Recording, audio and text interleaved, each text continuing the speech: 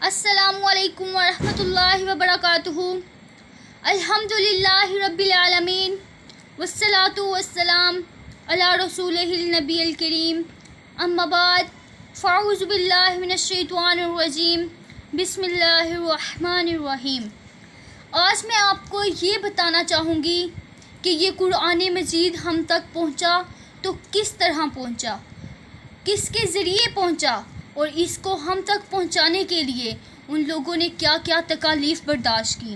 میرے سامعین، یہ قرآن ہم تک پہنچا تو صحابہ کے ذریعے پہنچا، یہ قرآن ہم تک پہنچا تو صحابہ کے ذریعے پہنچا۔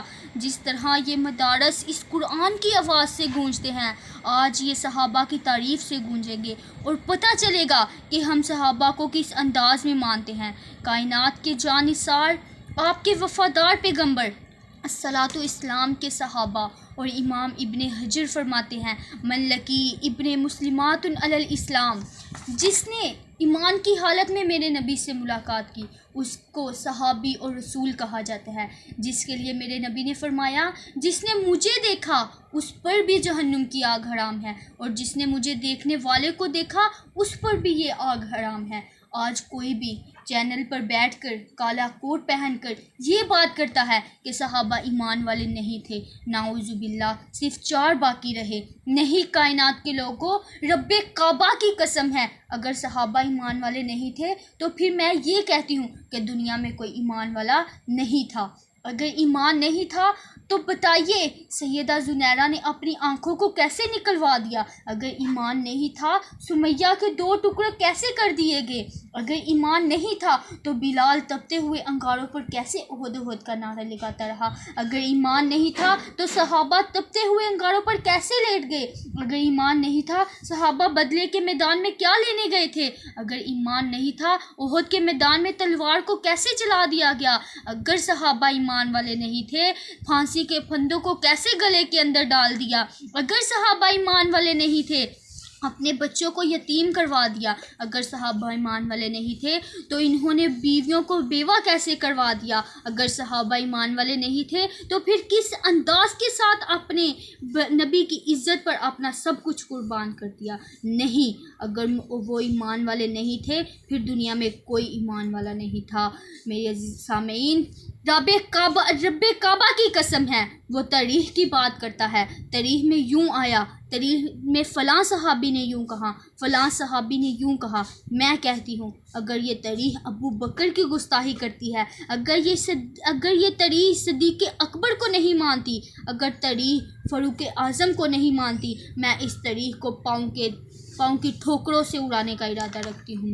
میں نہیں مانتی ایسی تاریخ کو جو سیدنا صدیق کو نہ مانے، میں نہیں مانتی ایسی تاریخ کو جو سیدنا عثمان کو نہ مانے۔ رب کعبہ کی قسم ہے، کائنات کا پروردگار میرا نبی کے یاروں کی تعریف کرتا ہے، اور کھولیے قرآن کو، اس کی 1 آیت میں نہیں، 2 آیت میں نہیں، بلکہ قرآن کی 750 آیت کے اندر صحابہ کرام کی تعریف کا پروردگار کرتا ہے۔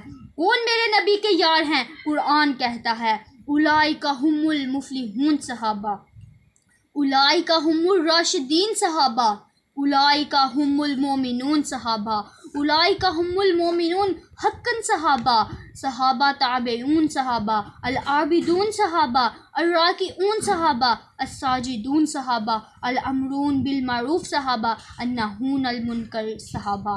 میرے نبی کے یار صحابہ، میرے نبی کے جانثار صحابہ، میرے نبی کے خوبدار صحابہ، میرے نبی کے نمازوں کے گواہ صحابہ، میرے نبی کی نبوت کے گواہ صحابہ، میرے نبی کی نمازوں کے گواہ صحابہ، میرے پیغمبر کی عبادت کے گواہ، میرے نبی کی نمازوں کے گواہ صحابہ، میرے پیغمبر کی عبادت کے گواہ صحابہ، میرے پیغمبر کے روزوں کے گواہ صحابہ، میرے پیغمبر کے معجزات کے گواہ صحابہ، قرآن کو پڑھنے والے صحابہ، قرآن کو لکھنے والے صحابہ، قرآن کو ہم تک پہنچانے والے صحابہ، ذرا غور کر کے بتائیے، اگر میرا پیغمبر امیر ہے تو شکر جرار کون ہے؟ میرے پیغمبر کی نبوت کے گواہ کون ہیں؟ قرآن کو لکھنے والے کون ہیں؟ میرے پیغمبر کی رسالت کے گواہ کون ہیں؟ قرآن کو ہم تک پہنچانے والے کون ہیں؟ قرآن کو لکھنے والے کون ہیں؟ قرآن کو پڑھنے والے کون ہیں؟ میرے پیغمبر کی حدیث کے راوی کون ہیں؟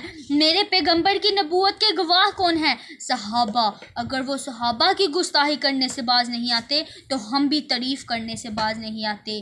صحابہ صحابہ صحابہ، عظمت الہی ہے، نظارہ ہے صحابہ، اسلام کی عظمت کے مینارے ہیں صحابہ، کٹا جائے محمد پہ ستارے ہیں صحابہ، واللہ ہمیں جان سے پیارے ہیں صحابہ۔ اس قوم کو ذرا بیدار تو ہو لینے دو، ہر شخص پکارے گا ہمارے ہیں صحابہ۔ اور یہ تھی قرآن مجید کو ہم تک پہنچانے تک کا سفر، جہاں پر صحابہ کرام علیہ السلام نے اپنی بیویوں کو بیوہ کر کے، تپتے ہوئے انگاروں پر چل کے، اپنے آپ کو پھانسی کے پھندوں تک پہنچا کے یہ قرآن ہم تک پہنچایا۔